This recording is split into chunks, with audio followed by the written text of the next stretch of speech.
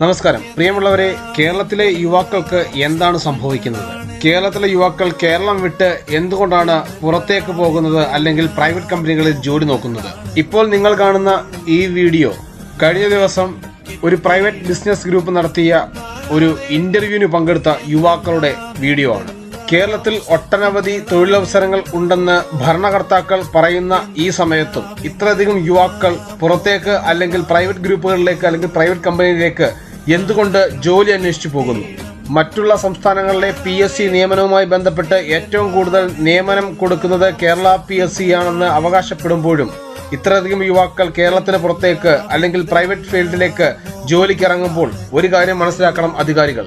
കേരളത്തിൽ തൊഴിൽ ക്ഷാമം വളരെ രൂക്ഷമായിരിക്കുന്ന കാലഘട്ടത്തിലൂടെയാണ് ഈ യുവാക്കളെല്ലാം കടന്നുപോകുന്നത്. അതുകൊണ്ട് തന്നെയാണ് അവരുടെ കുടുംബങ്ങളെ രക്ഷപ്പെടുത്തുന്നതിന് വേണ്ടി, നല്ലൊരു ജീവിതമാർഗം ഉണ്ടാകുന്നതിന് വേണ്ടി നാടും വീടും വിട്ട് പുറത്തേക്ക് പോകുന്നത്. കേരളത്തിലെ ഉദ്യോഗാർത്ഥികൾക്ക് വേണ്ടി ഇനിയെങ്കിലും ഗവൺമെന്റ് കണ്ണു തുറക്കണമെന്ന് അപേക്ഷിക്കുകയാണ്.